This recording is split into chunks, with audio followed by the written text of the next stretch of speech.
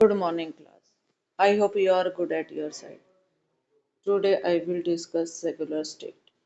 आज हम पढ़ेंगे कि धर्मनिरपेक्ष राज्य क्या होता है। तो मैंने बताया था बेटा, जो धर्मनिरपेक्ष राज्य होता है वो एक ऐसा राज्य होता है जिसका अपना ऑफिशियली कोई धर्म नहीं होता। वो सभी धर्मों को समान मानता है। उसे धर्म विरोधी नहीं कह सकते, क्योंकि धर्म विरोधी कहने का तात्पर्य ये होगा कि वो राज्य किसी भी धर्म को मान्यता नहीं देता। लेकिन ऐसा नहीं है।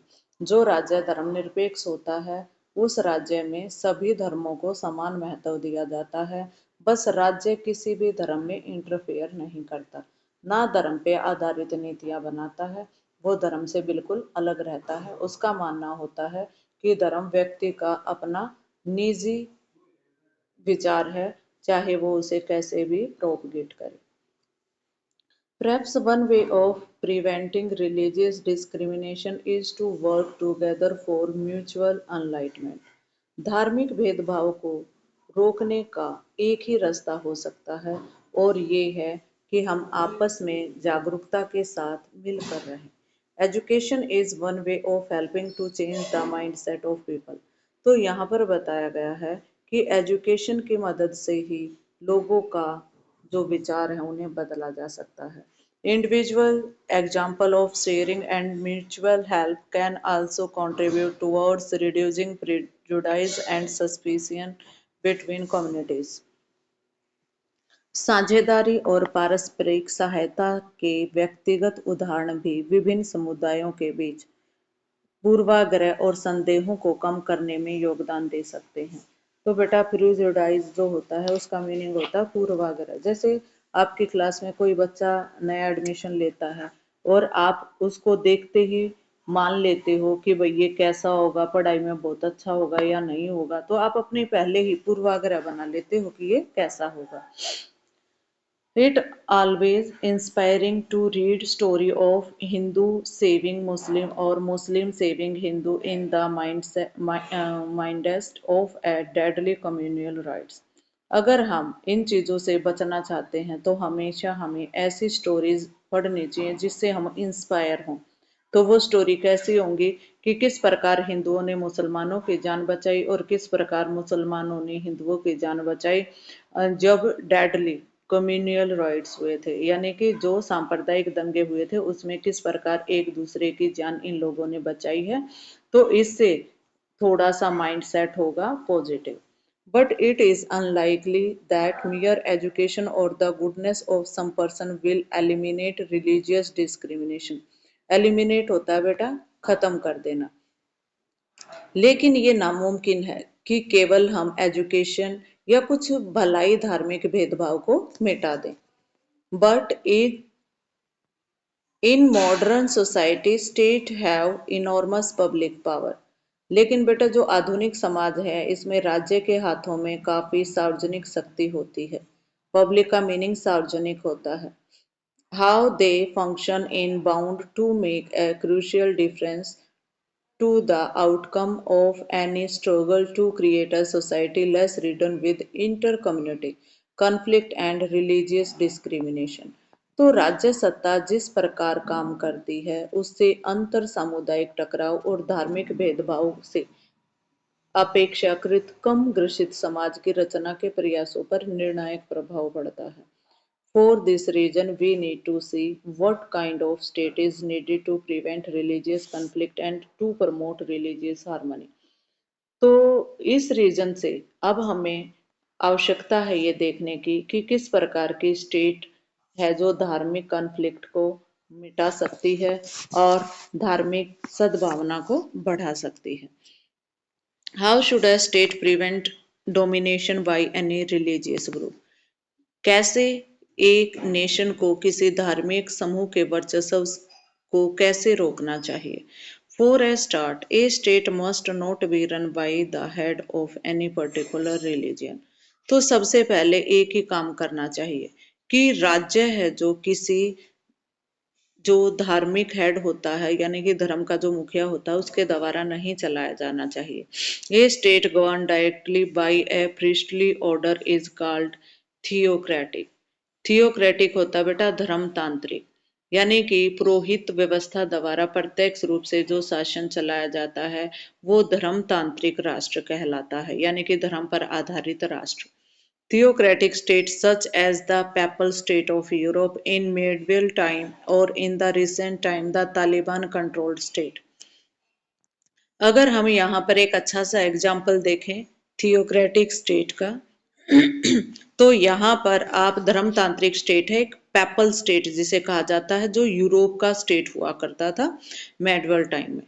लेकिन अगर हम हाल के समय में देखें जो थियोक्रेटिक स्टेट है तो वो है बेटा तालिबान के जो कंट्रोल में राज्य है वो थियोक्रेटिक है।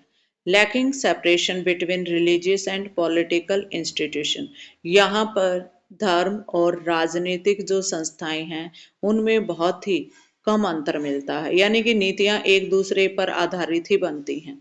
Are known for their hierarchies and operations and reluctance to allow freedom of religion to member of other religious group। जो बेटा थियोक्रेटिक स्टेट होता है उसमें हम देखते हैं कि जो हायरचीज हैं, जो ऊंच नीच हैं, ओप्रेशन है यानी कि दमन किया जाता है लोगों का, और उनको धर्म के आधार पर कोई भी फ्रीडम नहीं होती।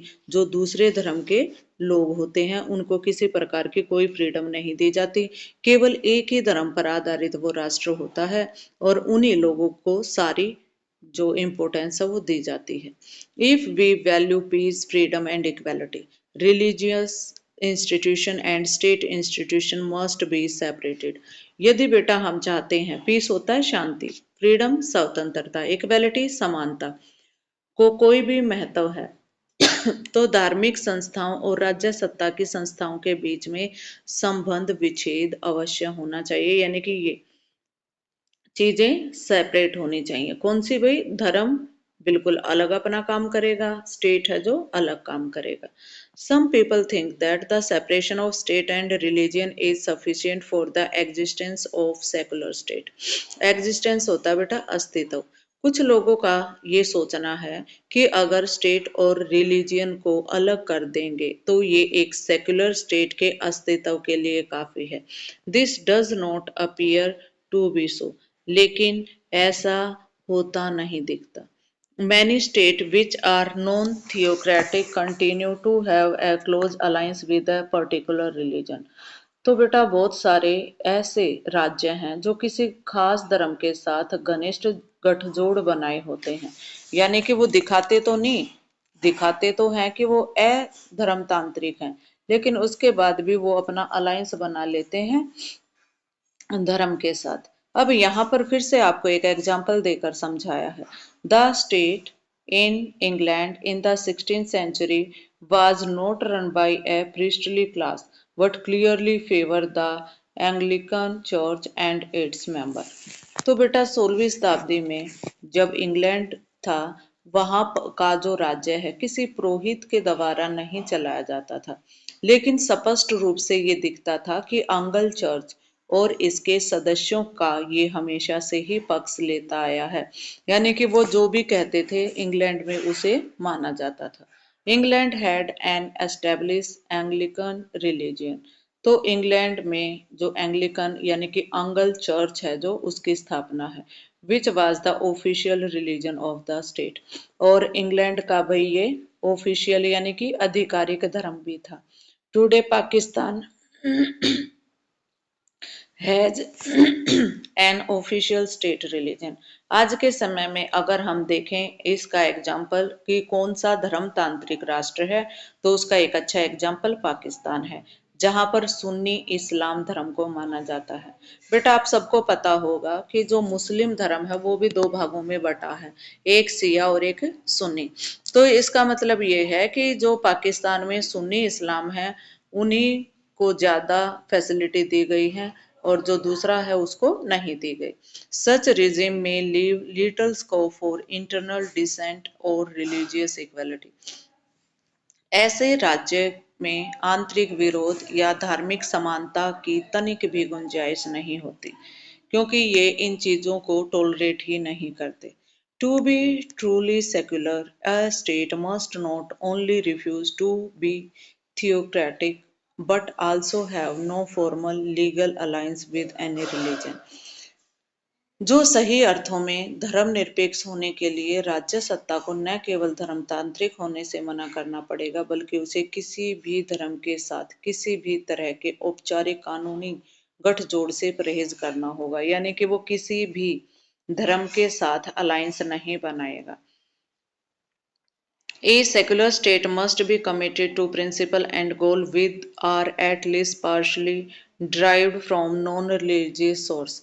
एक जो सेकुलर स्टेट होती है वो इस सिद्धांत पर और इस उद्देश्य पे होती है कि वो अधार्मिक सोर्स आंशिक रूप से बिल्कुल अधार्मिक रहेगा। These and should include peace। तो इससे जो पीस यानी कि शांति, धार्मिक स्वतंत्रता, फ्रीडम है जो रिलीजियस, ग्राउंडेड ऑपरेशन या भाई जिस भी किसी पर अत्याचार होता है, डिस्क्रिमिनेशन यानी कि भेदभाव होता है, एक्सक्लूजन जो अपवर्जक है, as also inter religious and intra religious equality, चाहे वहां पर भाई इंटर है या इंट्रा है, सभी को समानता प्रदान करनी चाहिए।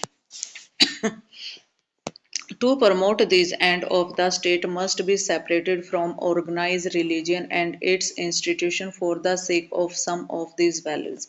तो इन लक्ष्यों को प्रोत्साहित करने के लिए राज्य को संगठित धर्म और उनकी संस्थाओं से कुछ मूल्यों को की खातिर अवश्य ही अलग रहना चाहिए, क्योंकि अगर राज्य धर्म से अलग नहीं होगा तो जो अलग धर्म के लोग हैं वो अपने आप को बिल्कुल अलाइनेट समझेंगे, अलग समझेंगे। जैसा कि इसका एक एग्जाम्पल हमने श्रीलंका में देखा था सिन्हली और इंडियन तमिल्स के लिए। However, there is no reason to suggest that this separation should take a particular form। लेकिन यहाँ पर कोई भी रीजन ऐसा सजेस्ट नहीं करता जो एक पर्टिकुलर फॉर्म के रूप में अलग होना चाहिए। In fact, the nature and extent of separation may take different form। इसका नेचर और जो विस्तार है ये अलग अलग रूप ले लेता है। Depending upon the specific value it is meant to promote the way in which these value are spelled out। तो यहाँ पर हम देखते हैं कि किस प्रकार ये संबंध विच्छेद किया जाता है, तो किस खास मूल्य को बढ़ावा देना चाहता है। We will now consider two such conception। तो यहाँ पर हम दो कंसेप्ट देखते हैं। The mainstream western conception best represent by the American state and an alternative conception best exemplified by the Indian state. तो यहाँ पर हम पश्चिमी जो कि सर्वोत्तम नमूना है अमेरिकी राज्य को प्रस्तुत करता है, दूसरी तरफ हम एक बहुत अच्छा एग्जाम्पल भारतीय स्टेट के रूप में देखते हैं कि जो यूरोप का मॉडल है सेक्युलरिज्म का वो भारतीय मॉडल से किस प्रकार अलग है। लेकिन बेटा जैसे ही हम भारतीय मॉडल को पढ़ते हैं तो यहाँ पर माना जाता है कि भारत ने जो सेक्युलरिज्म है इसकी नकल की है अमेरिकी यानी कि यूरोपीय मॉडल से। तो इसको हम नेक्स्ट वीडियो में पढ़ेंगे। इसी के साथ आज की वीडियो समाप्त होती है। Thank you, have a nice day.